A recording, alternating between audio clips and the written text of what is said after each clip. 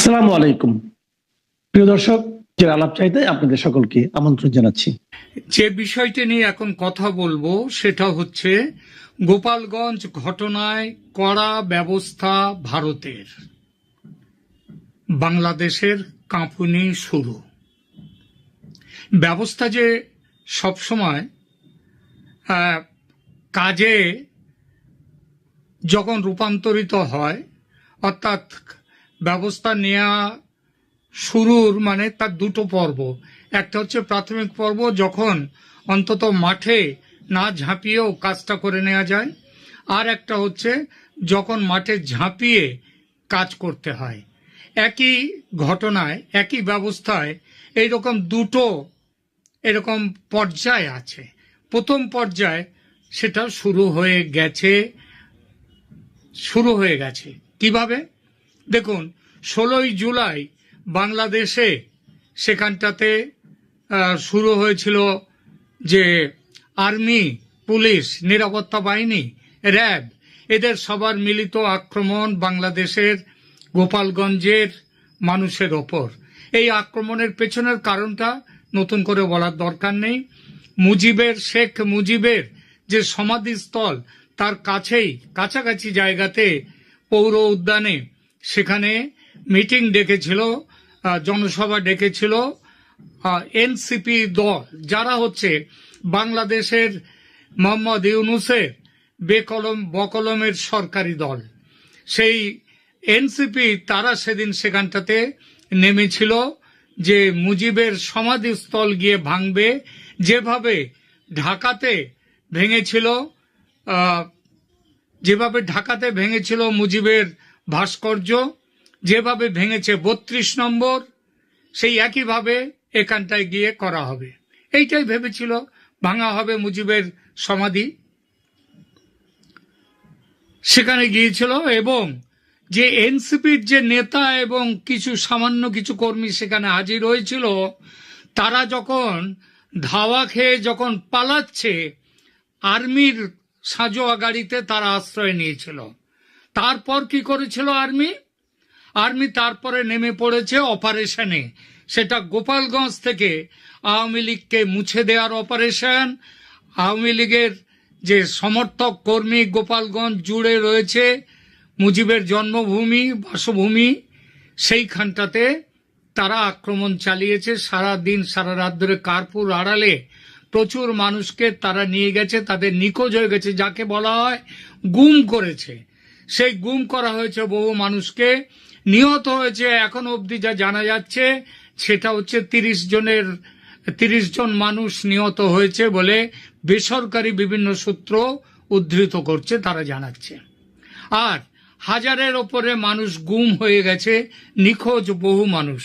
এই ঘটনা স্বাভাবিকভাবেই ভারতকে স্বস্তি দেয়নি, স্বস্তি দেওয়ার কথা নয়। ভারত অপেক্ষাও করছিল যে বাংলাদেশে এই রকম কোনো ঘটনা যদি ঘটে তাহলেই বাংলাদেশে তাদের হস্তক্ষেপের প্রয়োজন হতে পারে। কারণ এমনিতে এটা তো পাকিস্তানের বিরুদ্ধে লড়াই নয়, বাংলাদেশের মুক্তিযুদ্ধের, এটা হচ্ছে বাংলাদেশের ভেতরের গৃহযুদ্ধ। সেই গৃহযুদ্ধটা এতদিনে বাঁধেনি, এবার বেঁধে গেল, গোপালগঞ্জ পথ খুলে দিল। এবং এইটা হওয়ার পর ভারত সরকার, তাদের বিদেশ দপ্তর কিভাবে এই ঘটনাকে তারা বলেছে, এই ঘটনার ব্যাখ্যা তারা দিয়েছে, এই ঘটনায় তাদের প্রতিক্রিয়া জানিয়েছে, সেইটা একবার দেখুন। ভারতের পররাষ্ট্র দপ্তর থেকে রণধীর জয়সওয়াল তিনি এই ব্যাপারে কি বলেছেন একবার শুনুন। We follow all developments in our region closely and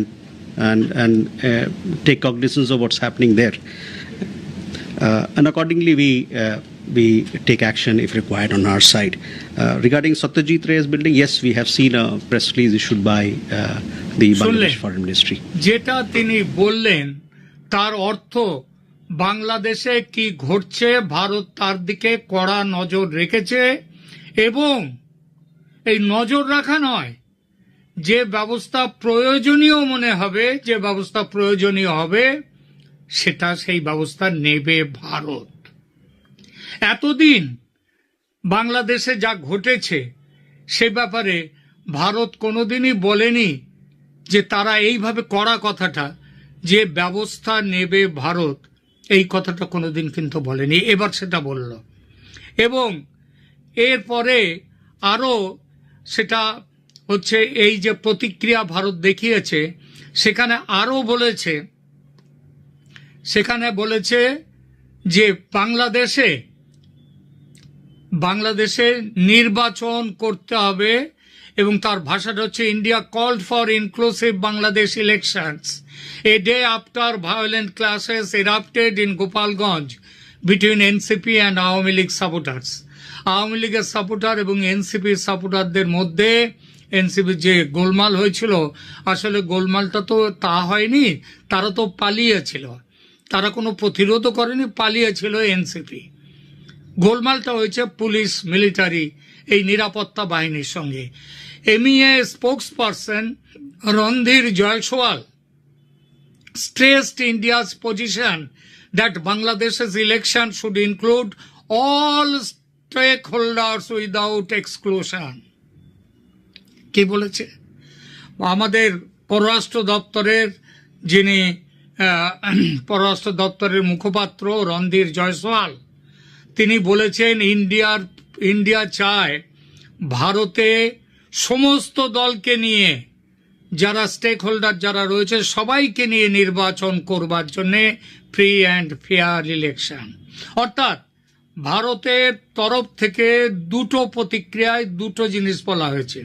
একটা হচ্ছে বাংলাদেশের ব্যাপারে ভারত চুপ করে থাকতে পারে না, বাংলাদেশে যেটা ঘটেছে তার জন্য ভারত উপযুক্ত ব্যবস্থা নেবে, এক। দুই, সেটা হচ্ছে ভারত চায় বাংলাদেশে অতি শীঘ্র জলদি সেখানে ইলেকশন হোক, এবং সেই ইলেকশনে আওয়ামী লীগও থাকবে। আওয়ামী লীগের নাম করেনি, কিন্তু যেটা বলেছে তার অর্থ হচ্ছে আওয়ামী লীগকেও সেই ইলেকশনে রাখতে হবে।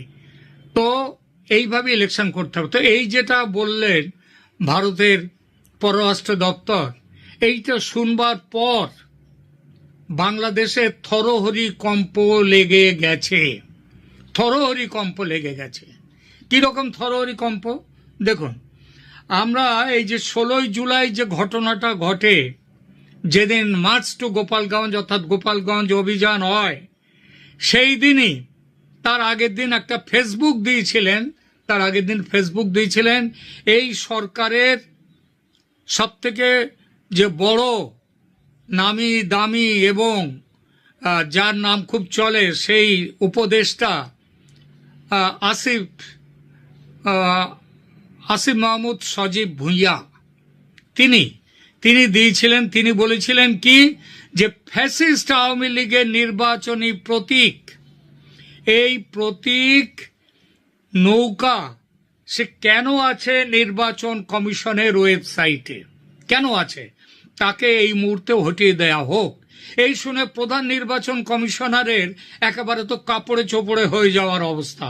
বলা তো যায় না, বিদেশ যাত্রায় যার ব্যাগের ভেতর গুলিগুলা থাকে, সে যদি গুলির সঙ্গে ওই গুলি চালানোর যন্ত্রটা নিয়ে হাজির হয় নির্বাচন কমিশনে, কৈফিয়ত চায় নির্বাচন কমিশনারের কাছে, এই মশাই আমাদের সরকার ফ্যাসিস্ট পার্টিকে নিষিদ্ধ করেছে, তবু নির্বাচন কমিশনের ওয়েবসাইটে সেই ফ্যাসিস্ট দলের প্রতীক নৌকো রাখার সাহস আপনার কেন হলো, কোত্থেকে হলো বলুন।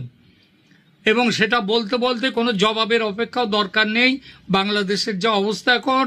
কারণ প্রাক্তন নির্বাচন কমিশনারকে গলায় জুতোর মালা পরিয়ে তার মুখে গালে শরীরে জুতোর বাড়ি মারতে মারতে যে দেশে নিয়ে যাওয়া যায়, সেখানে প্রাক্তন নির্বাচন কমিশনারের এই হাল হলে বর্তমান নির্বাচন কমিশনকে তার বুকে ওই যে যন্ত্র ঠেকিয়ে যদি একটা দ্রাম করে দেয়া যায়, তাহলে বাঁচাবার কিন্তু কেউ নেই।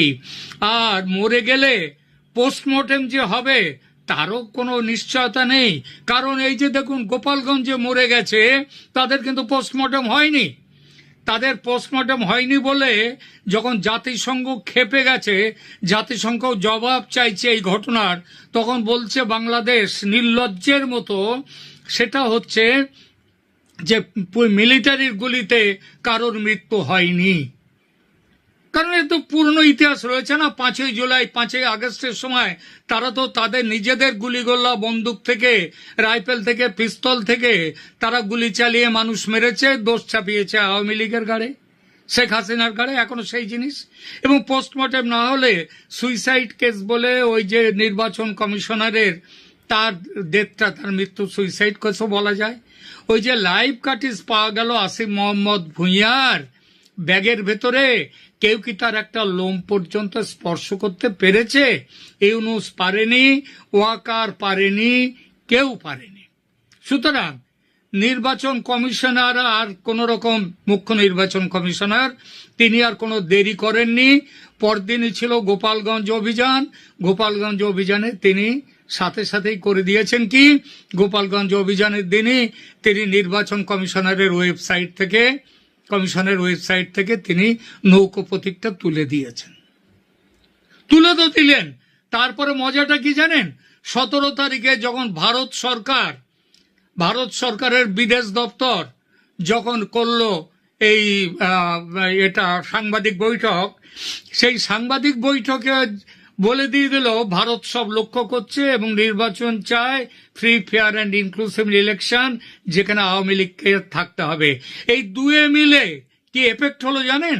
এফেক্টটা হলো ওই নির্বাচন কমিশনার যিনি তার আগের দিন নির্বাচন কমিশনের ওয়েবসাইট থেকে মুছে দিয়েছিলেন নৌকো প্রতীক, সেই নৌকো প্রতীকটা আবার সেখানে নিয়ে এলেন। অ্যাকশন, ভারত সরকারের অ্যাকশনের ডাইরেক্ট রেজাল্ট এটা।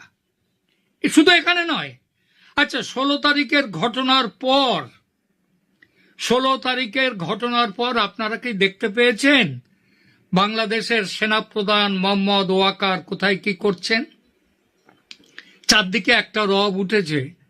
আমার বিভিন্ন চ্যানেলে আমি যে সমস্ত প্রতিবেদন দিয়েছি সেখানে কমেন্ট সেকশনে অনেকেই লিখেছেন তাকে গৃহবন্দী করে রাখা হয়েছে। গৃহবন্দীও তিনি হতেই পারেন, কারণ বাংলাদেশে যা চলছে এখন তাতে গৃহবন্দী হওয়াটা কোনো বড় ব্যাপার নয়। তিনি একসময় যাদের গৃহবন্দী করেছেন তারা এখন তাকে গৃহবন্দী করতে পারেন। সুতরাং তাহলে কি ব্যাপারটা দাঁড়ালো? কিন্তু আমার যা তা মনে হয় না। আমার মনে হয় ভারতের হুমকিতে ভয় পেয়ে গেছেন মহামান্য আর্মি চিফ জেনারেল ওয়াকারুজ্জামান। আর ভয় পেয়ে ওই বিশ্বাসঘাতকদের তো সাহস থাকে না, বেঈমানদের কোনোদিন সাহস থাকে না, তারা তিনি ঘাপটি মেরে লুকিয়ে আছেন কোথাও, ওই সেনানিবাসেই লুকিয়ে আছেন। তো এই যে সেনাপ্রধান কেন ঘাপটি মেরেছেন, সেনাপ্রধানের মুখে কেন কথা নেই, তার কারণ ওই যে ভারত বলেছে কড়া নজর রেখেছে এবং ব্যবস্থা নিতে দেরি করবে না ভারত। এই দেরি করবে না কথাটা মুখের কথা, এমনিতেই ভারত অলরেডি ব্যবস্থা নেওয়া শুরু করে দিয়েছে। ওরা তো ভয় পেয়ে নির্বাচন কমিশনার কি করেছেন সেটার কথা ছেড়ে দিলাম, ভয় পেয়ে যে সেনাপ্রধান তিনি লুকিয়ে গেছেন, পালিয়ে রয়েছেন, তার কথাও ছেড়ে দিলাম। শুনুন আরো, সেটা হচ্ছে ওই যে গোপালগঞ্জ ভারতীয় সীমানার খুব কাছাকাছি, এবং গোপালগঞ্জ যেখানে এই ঘটনা ঘটেছে সেখান থেকেই ভারত বাংলাদেশে যা ব্যবস্থা নেয়ার শুরু করে দেবে। শিগগিরই শুরু হয়ে গেছে অলরেডি।